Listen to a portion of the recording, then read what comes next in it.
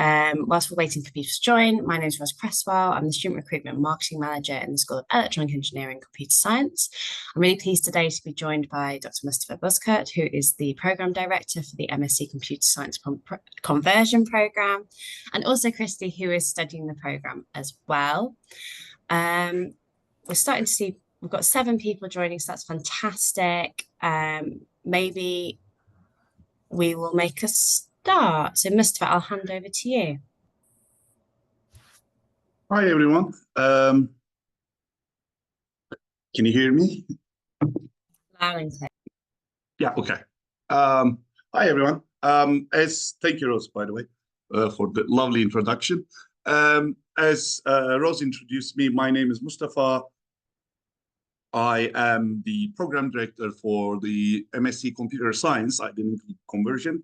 So, yeah, I am the program director.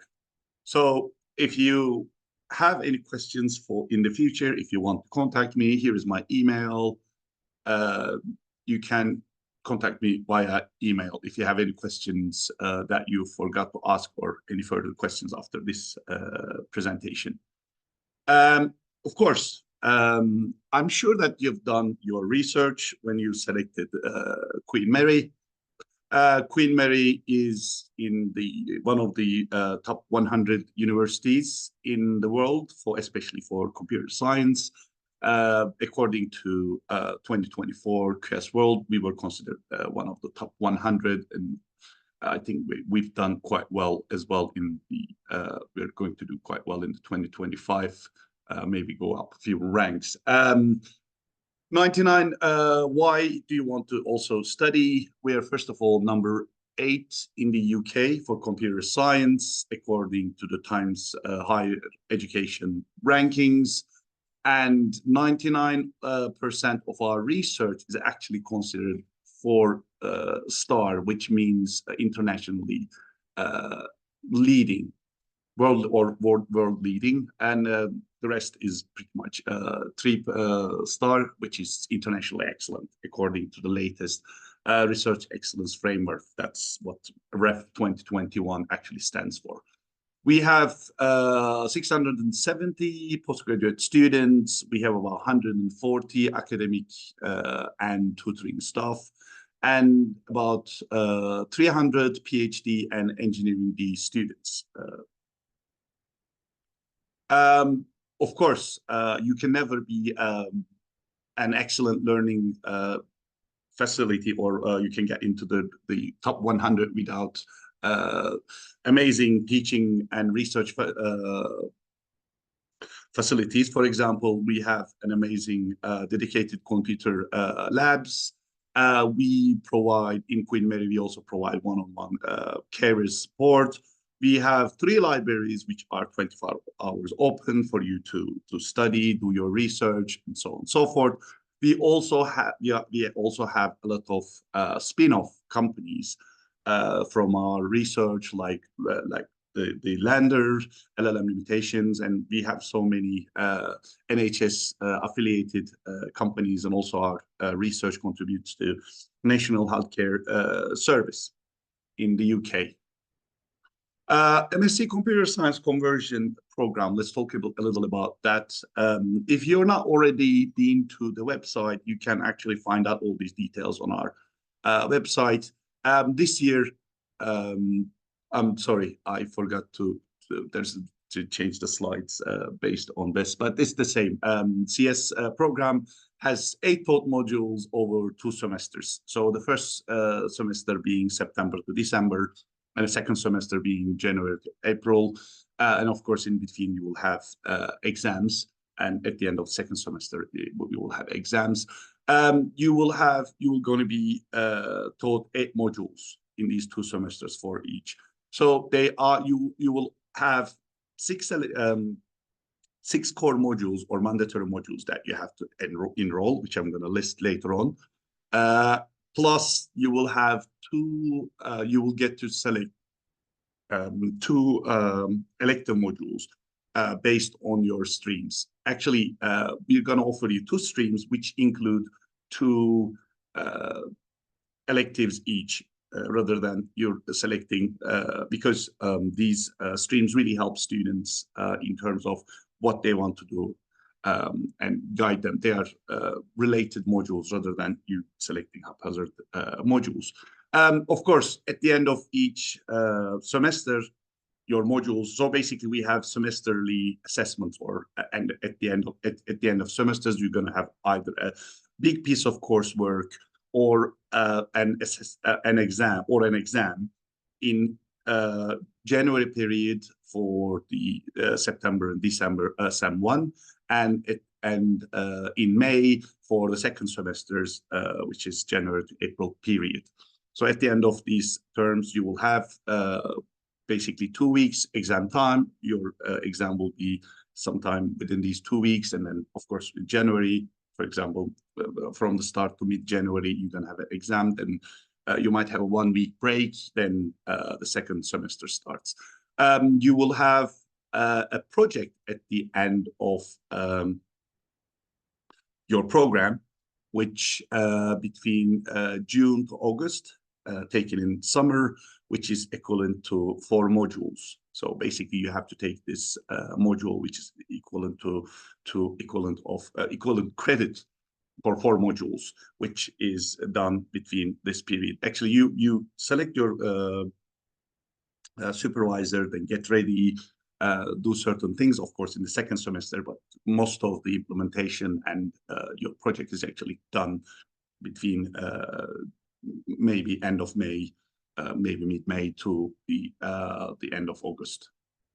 Of course, the modules are mostly 2 hours of lecture time per week and 2 hours of lab or a seminar or some practical work, followed by the lecture, 2-hour lecture. Then about 6 hours of own work per week. So you will have certain things. For example, after the lab exercises, you might end up doing some coursework or weekly work, which might total up to 6 hours. So each module will be assessed again by some sort of courseworks, lab exercises, written exercises, online test, which is usually in-term assessments. And at the end of the semester, you will either have an exam or some sort of time-limited exercise, like a large piece of coursework. The common modules are these 6 modules. So you have to do Introduction to Software Engineering, Risk and Decision Making for Data Science and AI, Computer Architecture and Networks, Security and Authentication, Database Systems, and Computer Programming. So these are the common modules that all computer scientists have to have good knowledge of. So basically, we want you to learn, first do these modules, get familiar, actually get proficient with computer science basics. Then you will get to select either software systems or business systems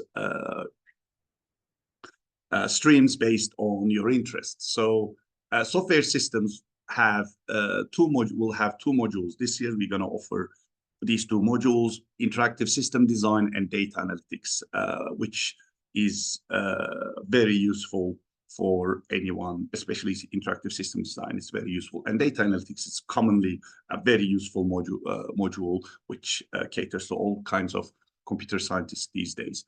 On the business systems stream this year, we are offering business information systems and data analytics. So you will have the research. You might actually take the project as either a research project or a application sort of project at the end of your MSc program, as I mentioned, mostly from end of May or maybe mid-May to end of August. It's either it's usually a large piece of individual research, and you actually select, or you will be selected by a supervisor.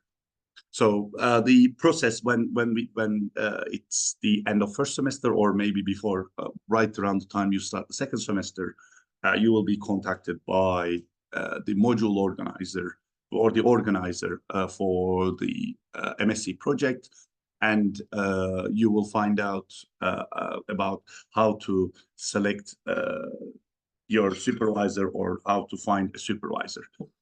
You will also have, you will find out that there'll be almost all the supervisors either tell you about what kind of projects they like, or if they have ready projects that are available, which might also be industrial linked or not. You will see those projects in their either presentation or their website. So you will have access to those. Once you go in, you might actually find that industry linked project, if they have, which is a project with them, with one of our industrial partners.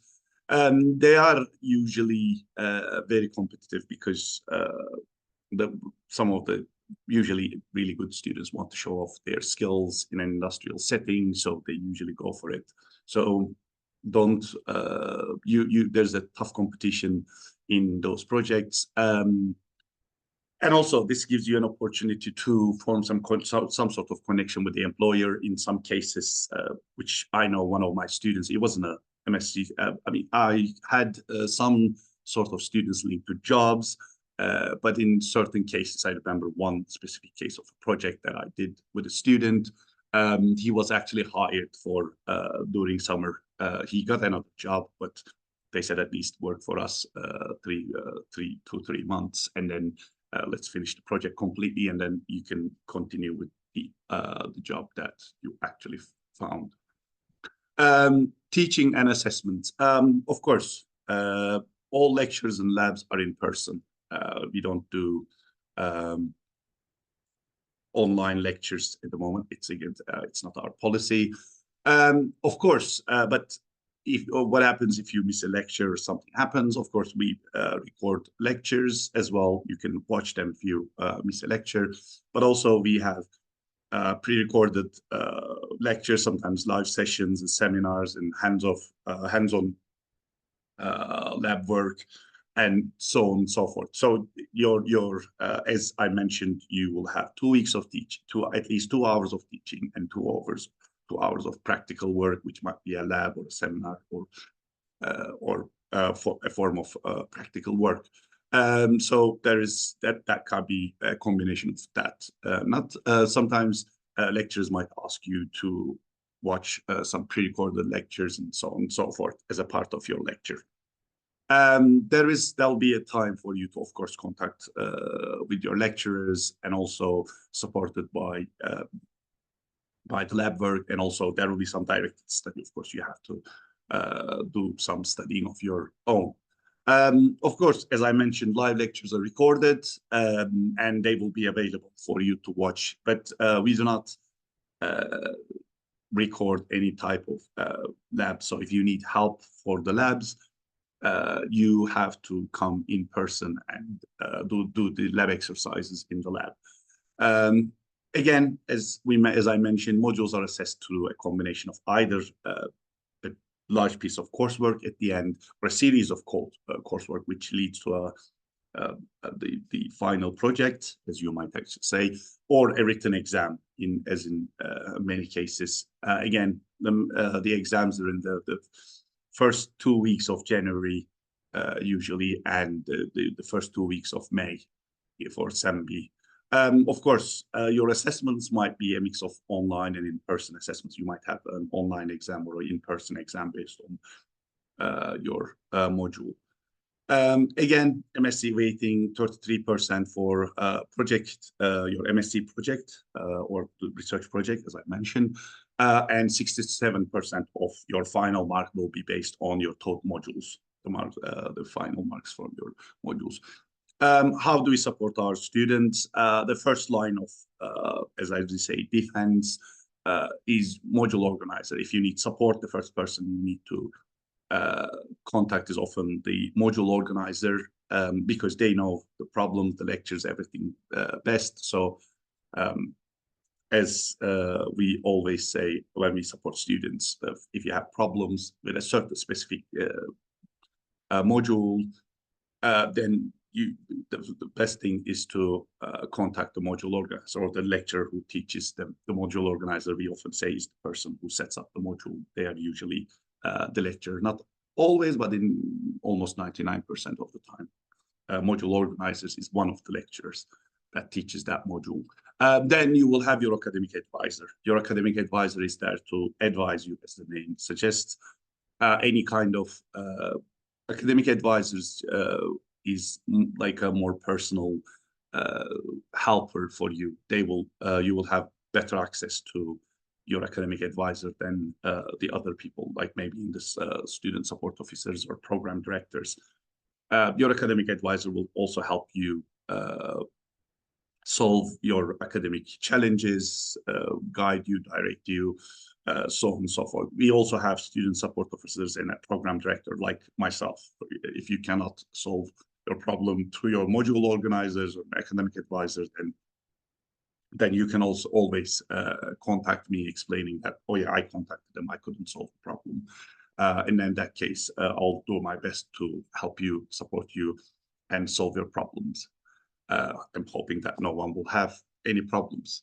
What do we expect from the students? Since this is a conversion course, we don't expect much other than the last one, actually, your passion and desire to learn, because you are here to, since you have your first degree, you know yourself, you know how to learn. You've already done your module. You're not an undergraduate student anymore. So you've been through 3 or 4 years of university education. So you know how you learn, you know your pace, you've done modules, you have a lot of experience with exams and so on and so forth. So, but what we expect from you is you really need hard work and a desire to learn. Other than that, some very basics of mathematical concepts and statistical concepts, and some very basic understanding of computer programming, which you already, most of these days, most of the students already start in their high school level, secondary school level. So I'm sure that you will all be able to cope up with the curriculum. Of course, there's going to be some parts that you will struggle, but if you work hard and you really wish to learn, improve yourself, I'm sure that everyone in this program will be able to cope up with the module content. Of course, what's the department as general from the students? What do we expect? Of course, you have to be actively engaged with your study. Do not recluse your, I mean, you need to really be on top of your studies, because the module teaching 2 hours and 2 hours of lab, I mean, 8 hours of teaching, 8 hours of lab might not seem a lot in first glance, but everything that you need to do, coursework, the revision and everything, you really takes a lot of time. So you really need to be actively engaged, check your emails, find out, even if you cannot attend, make sure that you watch the lecture recording straight away, do your weekly lab exercises on time, try to get as much feedback as possible from the work that you do in labs and all the other intern assessments. Of course, we need you to work hard again, although the estimation for a 15 credit module is 150 hours of work. So you have to, the total study, including exam, I mean, including all the courseworks, intern assessments, and so on and so forth, your revision, we expect it to come to 150 hours. And one thing I need to be students is, please do ask questions. Certain cultures do not encourage students or peers to ask questions. You don't ask your lecturer, you don't ask your supervisor, manager a lot of questions. In some cultures, this seems wrong to a certain, or maybe not really encouraged. But we in Queen Mary encourage you to ask questions. Always ask questions, even if you do not think any question is silly. A silly question usually, I mean, in terms of silly, what you think is often a misunderstanding. It's not, it's not silly. But it's a question, always ask the question, get your misunderstanding, understand it at the lectures. The lectures and labs are the best time to get feedback. So ask questions in the labs, ask questions in the lectures, so that actually it helps a lot of students. There will be a lot of students who might also misunderstand, and they will never ask that question. If you're the first person to ask that question, you might actually make it easier for the others. Of course, feedback is very important in Queen Mary. So the feedback comes in different forms. It's not to certain students, feedback is different. Some students, it's just sitting next to them and explaining his feedback.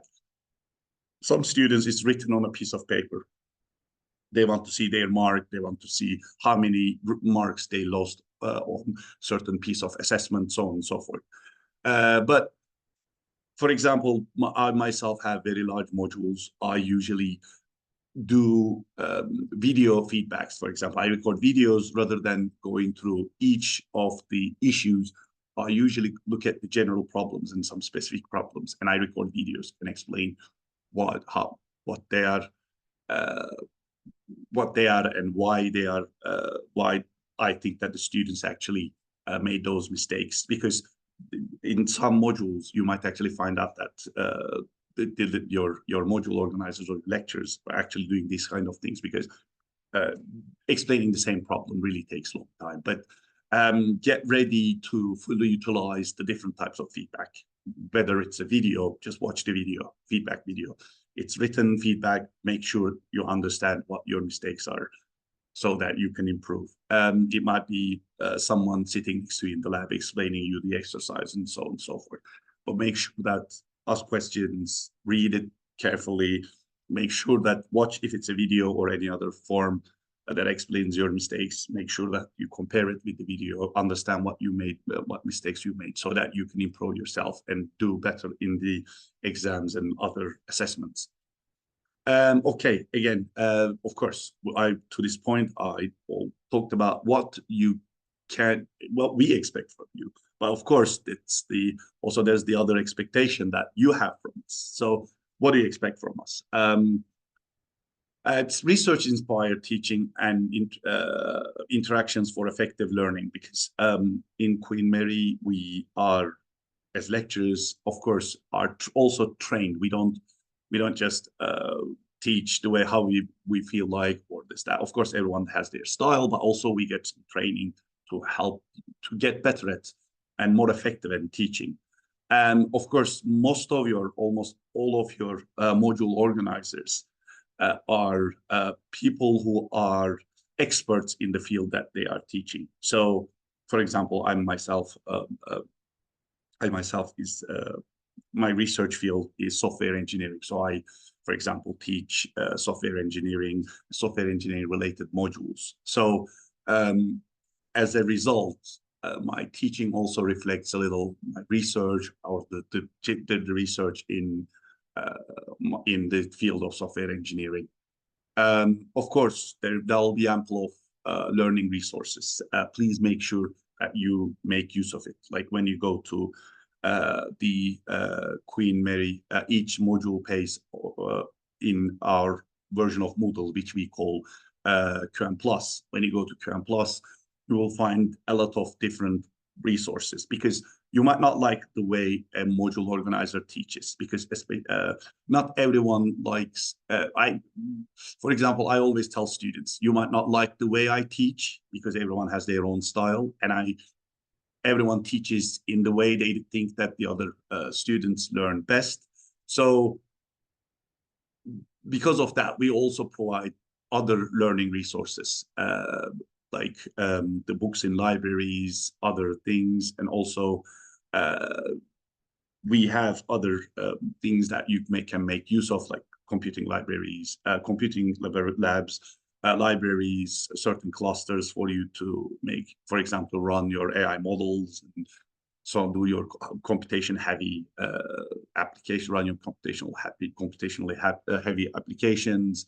Also, things like personal timetables, things that will support you. We will listen to your voice and feedback.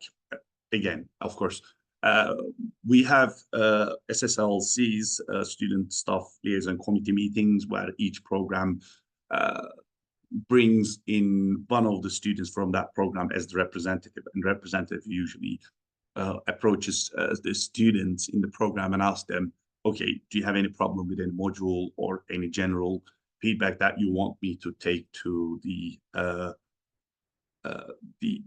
usually director of education or some other responsible or educationally managing academics actually sit with you and ask you questions about the feedback that you might give. And hopefully, and mostly, we try to improve our teaching based on that feedback. For example, you might say that, oh, okay, this module goes really slow, we want it a little faster, or this module maybe needs more resources, so on and so forth. So we contact the module organizer and hopefully make sure that things improve based on the feedback. Of course, we have academic and pastoral support to help you achieve the best you can. We have trained individuals and academics, especially supporting students. We have, for example, Mahisha, hopefully you will meet her, Dr. As I'll call her, Mahisha, is very good in helping students in their well-being issues and support issues, for example. I'm sure that you'll get all those details when you come in September. You will meet those individuals who can help you and support you to achieve your best. What do you get at the end of your MSc? Hopefully you will get a first.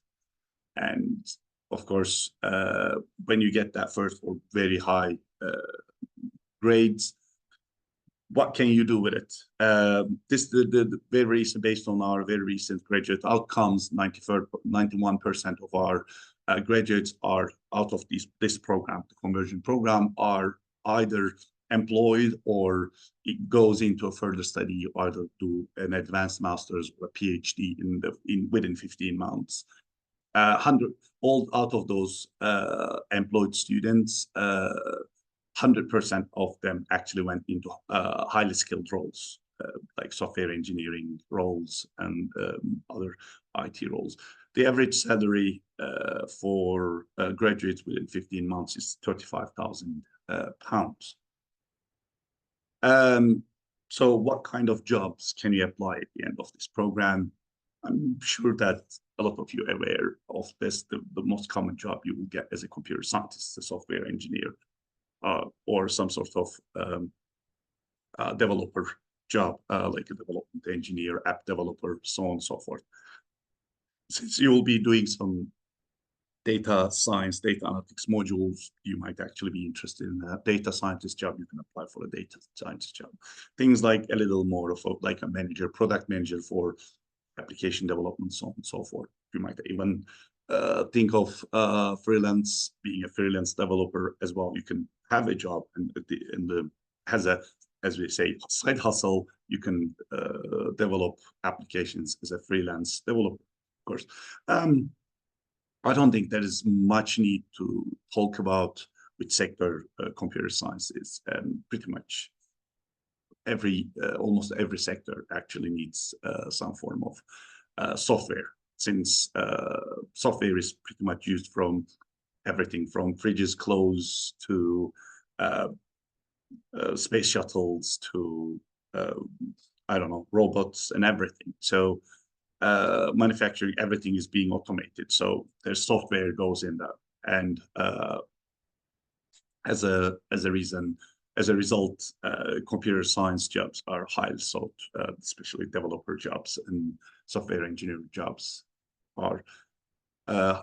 people with good software writing skills, coding skills are highly sought after. These are some of the companies that actually hired our graduates very recently. I'm sure there's a lot more than this, but I don't know. I found this as the marketing part of this marketing slides. So again, thank you for choosing Queen Mary and being with us. Here is my email if you want to contact me and have any questions later on, or for any kind of issues that you might have if you cannot solve it with your module organizer. But if you have general questions regarding this whole program, you can always contact me through my email. If you have any questions regarding your MSc, your enrollment, so on and so forth, for example, with your acceptance letters and so on, or student problems, you can always contact the MSc inquiries.qml.uk. Of course, you have to put the department EX. There is, I actually got these slides from someone else, and that was a good part that I found that I kept. Another program director actually compiled a good set of frequently asked questions, which maybe answer some of your questions. Let me go through these quickly. Does one of the questions we often get about the selection of the streams, do we get any, do they limit our job seeking profile? Not really. It's only 2 modules. No matter what, you'll get a CS degree, and core modules cover pretty much everything that you need as a computer scientist. So if you get proficient with all the topics, at least the ones that you're gonna especially use on, for example, if you want to be a game developer, at least learn the basics of game development and everything. So the specifics, then you will be a good candidate for any company.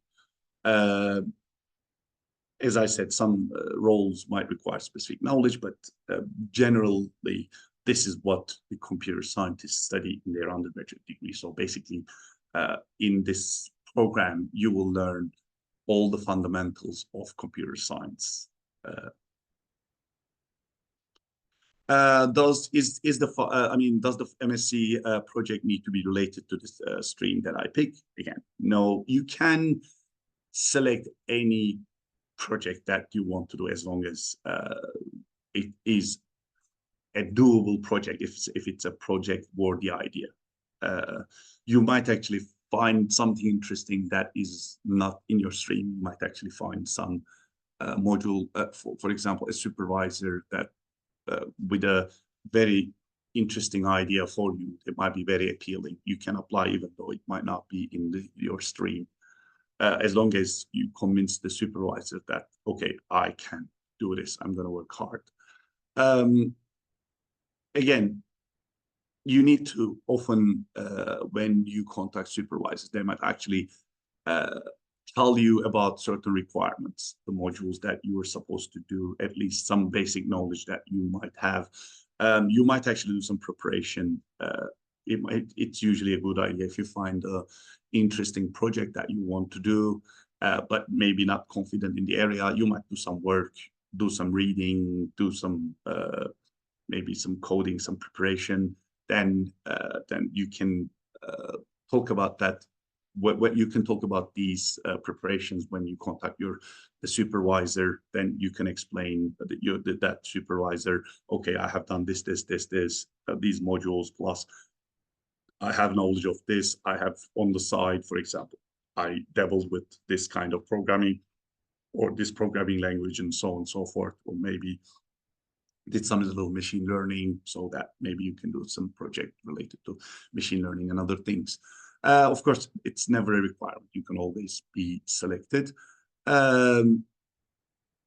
You can do a project that's completely unrelated to any of the streams. It should be related to your program, but not necessarily the streams. Don't misunderstand. Like, it should be a computer science conversion worthy project. At least should be something in the topics of the modules that you've done and the greater computer science, but not necessarily if you're doing data science, for example, data analytics, and for example, software systems. You can always do machine learning if you're interested, if you've done, and if you prove that you have the necessary background. Which stream has that better job opportunities? All of them. As I explained to you, 90%, over 90% of our graduates actually either in further study or find a highly skilled job. Of course, this is regardless of the program, the stream that you select, or program, the stream that you select. Which stream is a better choice for further study? Again, same. The answer is always all of them. As long as you do well, you prove that you can do research, you get good grades, you show yourself, especially if you shine in your final year project. For example, I'm a conversion student myself. My undergraduate is astrophysics, astronomy and astrophysics. But in my MSc, I did a sort of a computer science, computer science program. And in my final project, I got selected for the main reason I think I got selected for my PhD post was my final year project. I did a quite good project. I wrote a very good report, found the best research in the area, did a good survey, good summary of the existing research, and I did a good project. And when my supervisor, PhD supervisor saw it, he was really impressed. He said, oh, "Okay, you're halfway already there." So it might be interesting if you're really interested in doing a PhD or something. You might be interested in a final year project that might be maybe similar or close to that PhD topic. We have a lot of research groups. You can look at what they are doing and get some ideas from there, like audio, music, computer vision, linguistics, robotics, computer science, verification, so on and so forth.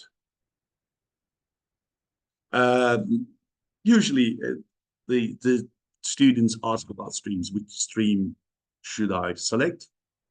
The answer is look at the modules. Select the one that you are passionate.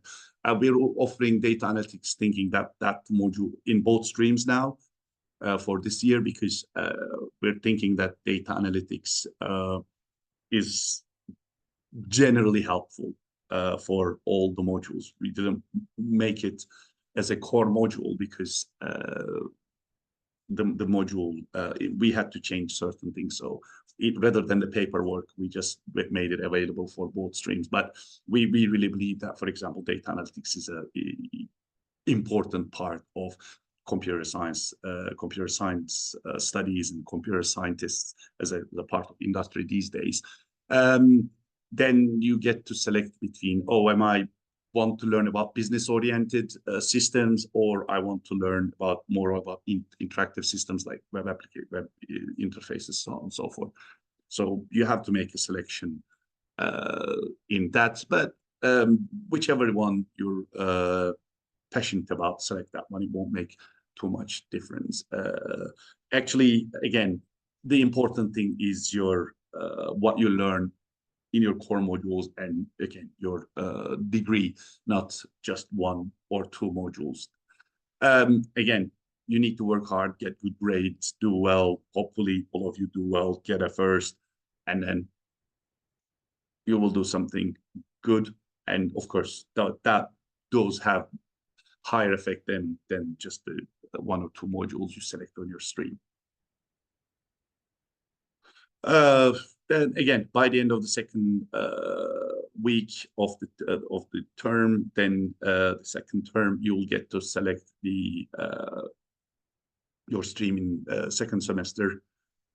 If you do not choose any streams, you usually end up in the default stream. I think for us, we decided that software systems is the default one. If you do not select anything, the postgraduate admins will enroll you to that stream.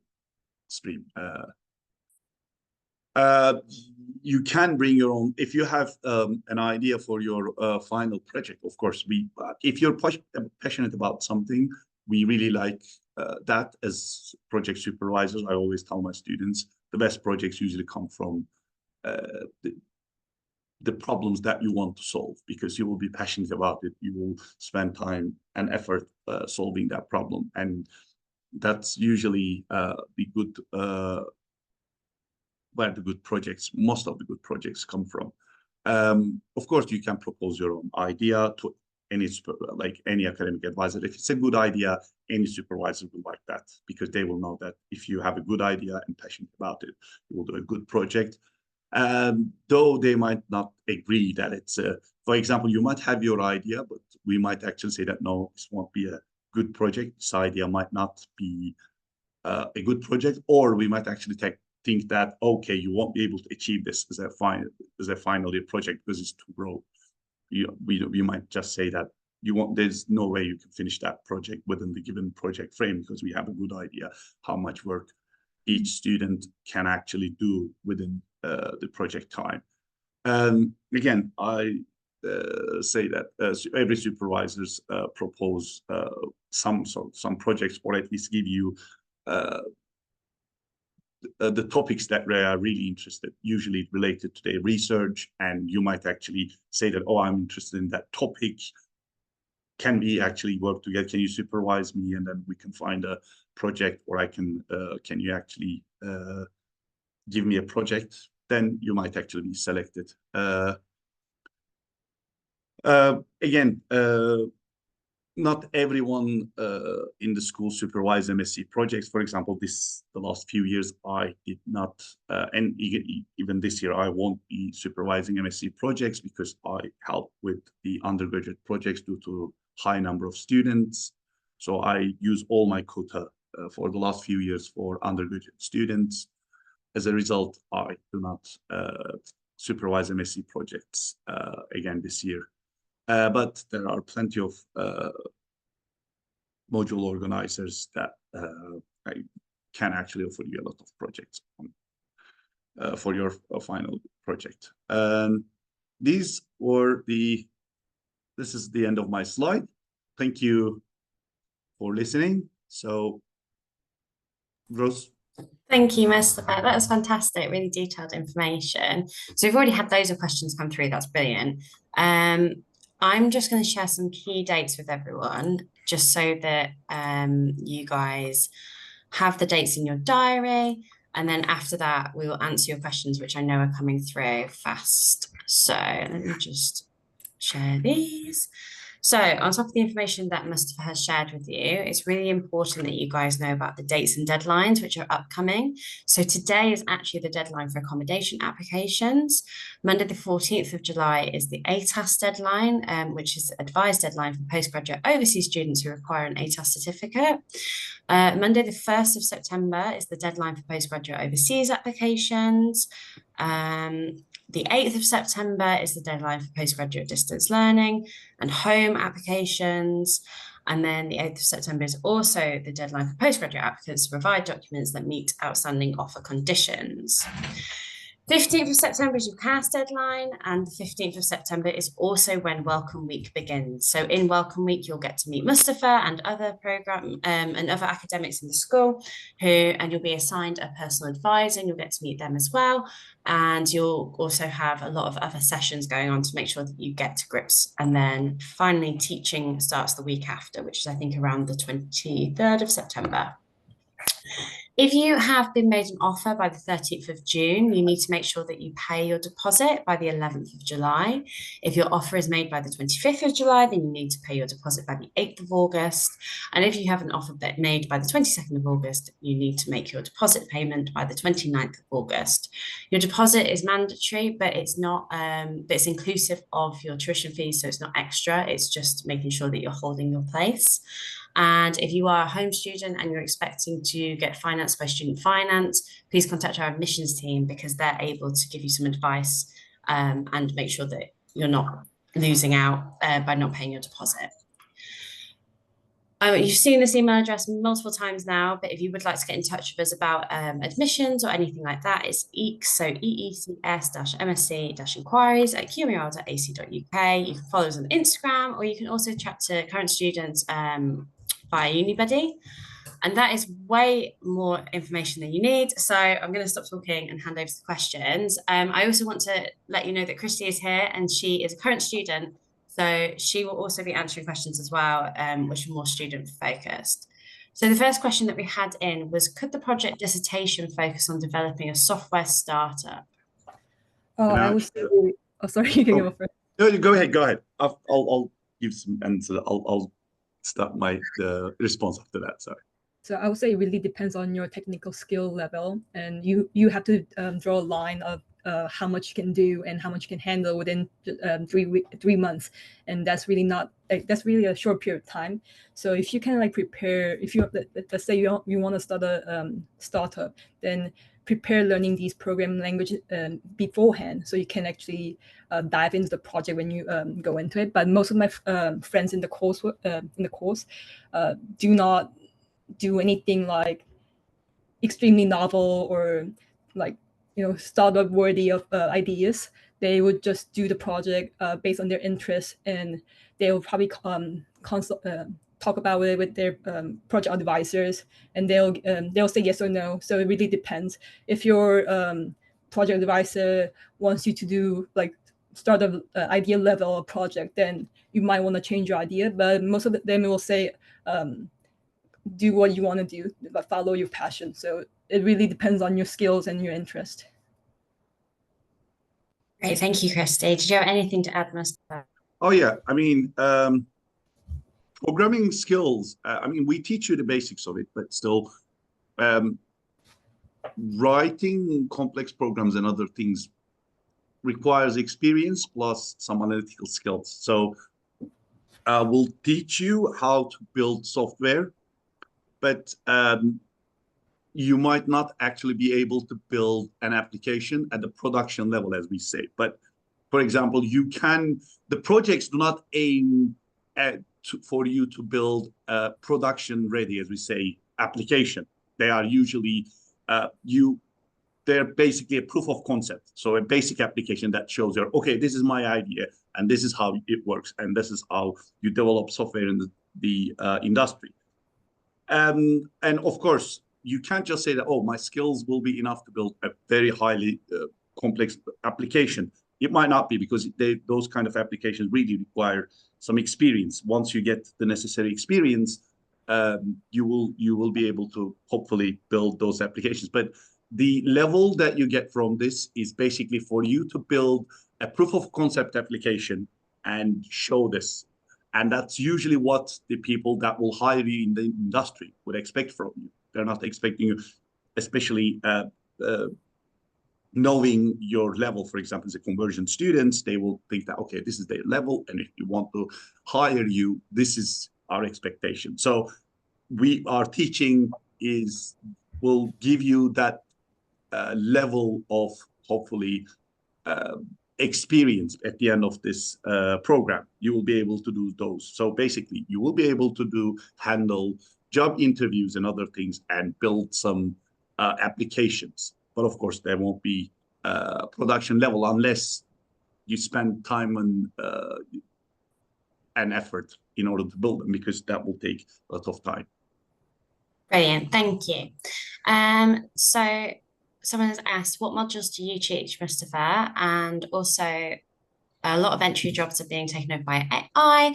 So how does this program prepare students in CES? They've asked specifically what jobs last year's graduates went on to, but we don't have that data yet because we get it 15 months after graduation. So generally, I know you spoke a bit about jobs, but yeah. And what module do you teach? In MSc this year, I did teach a lot of modules. MSc modules I've been in Queen Mary 12 years. So I did teach so many different modules over the years, because our programs, especially at MSc level, changes a lot. So, for example, I did teach C++, object-oriented programming with C++ for MSc Finance and Computer Science, sort of a semi-program, half finance, half computer science. I did teach semantic web, for example, MSc, then I left it to someone, another module organizer. And this year I'll be teaching semi-structured. Oh, I can't. How did I forget the name? I took over last year. That's why I forget the name. It's what was the module? ECS 70 something. It's taught with the semi-structured data and databases and NoSQL. Yes, I'm teaching a semi-structured data, semi-structured data. Oh, I can't believe I forgot again. Anyway, it's a module about semi-structured data and NoSQL databases. When you see the title, you will remember. I'm really sorry, I can't remember the title of it now. But because I took over last year, and over the years I did teach a lot of different modules. But in the undergraduate year 2, I'm teaching software engineering module and software engineering project module. So they usually reflect my research. When it comes to AI, I mean, jobs are not, I always tell students, everyone says, oh, AI jobs, AI jobs, AI jobs. But if you look at overall percentage of jobs in computer science, the highest percentage is not AI. AI jobs are coming up because people advertise them and they seemingly pay slightly better than other jobs at the moment, it seems like.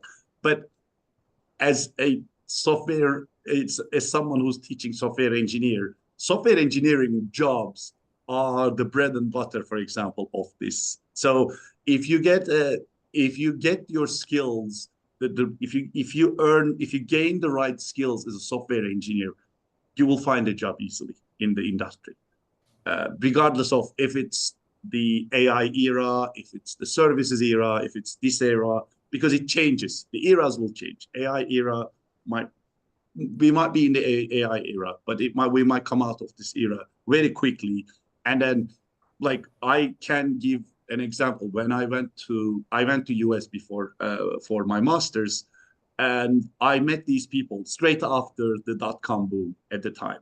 And I met a lot of people who had a lot of web programming skills, but didn't have other skills. So they had a really good CV, but they were not employable because that era has changed. They were transitioning into another era. But I knew a lot of good software engineers who had the skills.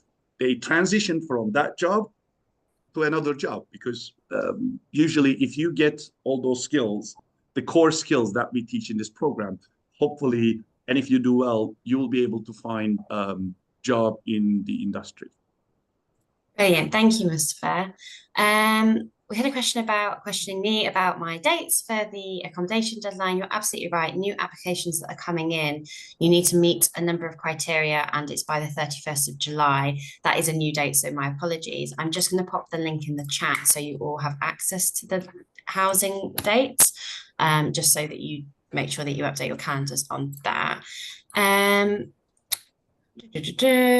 What day does the MSc start? Very good question. It is the 22nd of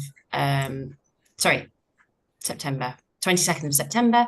Welcome week is the 15th, and that's the week for enrollment. And then the 22nd of September is when teaching starts. Other than the final year project, what else does the university offer in terms of employment? I wonder, Christy, do you want to start and talk about your experience of having the careers team and the careers and enterprise team? Mm-hmm. So I need to check the question.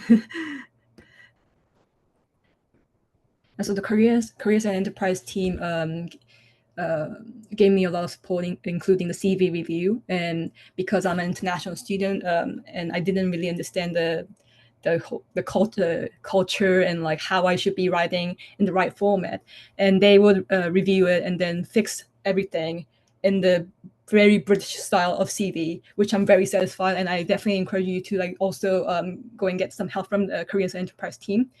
And also they are posting some like jobs, mostly graduate jobs or internships, or so you can also check the boards and then like start applying as well. And there are a lot of like companies coming into campus, and probably meet you in person.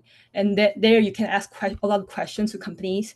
And I've went to a lot of those events and happening on campus. So it's very convenient for you to just go and ask. So you can definitely benefit from that. Fabulous. Thank you, Christy. Kate has asked, are students on this course mostly from a STEM background? I would say some of my friends are from STEM background, but not everyone. I think the portion is, I think non-STEM is like a lot more because I'm also from non-STEM background. I did my undergrad in international studies and mostly did like business marketing. I worked in marketing and then moved on to software engineering. And some of my friends are from like HR, like, and very few people are from like math or physics, but very few, and most people are from like business or like music, art. So it's really diverse, and I don't think you really need to worry a lot about competing with the STEM students because no one has a like fundamental like knowledge in CS, so you don't really need to worry about it. That's great, thank you. And then how many days a week on average are students on campus? So obviously our timetabling changes every year. So what Christy's about to say was right for this year, but it could be different for next year. Mm-hmm. So like in my academic year, first semester, I was on campus all day because all the classes and like labs were on like spread out all throughout the day. And on the semester 2 was like 4 days. Yeah, 4 days, and then I had like 1 day off. So it was good for me to like concentrate on like just catch up with my studies. Fabulous, thank you. I think, Mustafa, this is probably one for you. For the final project, should students be on campus or are they able to be at home? I would say majority of the students can actually do their project from home, but certain projects might need you to access the resources in campus. If you select a project, for example, that you need to use some special equipment for some reason in the campus, then you need to book them and be, for example, book them and then or use a special lab. Then, of course, you have to come to the campus from time to time in order to do your experiments and use these equipment. But other than that, I think pretty much all the projects can be done from home. I mean, your project supervisors, it's mostly convenient because throughout the summer, even certain periods of time, your supervisor will not be in campus. So most of the meetings, as you might agree, I don't know her experience, but we usually hold the meetings online. So especially when it comes to the summer term. So it really depends on the project, but mostly, yes, you can do it from home. Thank you, Mr. And with 1 minute to go, the last 3 questions here are all the same, which is how can people prepare for starting in September? What ways can they prepare? I would say start learning Python because you definitely need it for the both first semester and second semester, and you can probably use it in the project as well. So just grind on Python. Fabulous. And Mustafa, anything you can add? Yes, you can improve your programming skills, which is very important because most of the modules you will end up writing some form of code, even though it's not directly coding. It's some form of programming. So improve your coding skills. It's never a bad idea to brush up on your coding skills if you haven't done coding in a long time. You can do a 15-day programming challenges or programming studies. There's many of these online. Just go through them. As Yoon said, I think Python or Java might be good programming languages for you. They are usually the 2 programming languages that you will find. As again, there is a question on AI. Most of the AI frameworks are on Python, so learning Python might actually help you even in that path if you want to go. Fabulous. Well, that's brilliant. We've cleared off all the questions. We're only 1 minute over.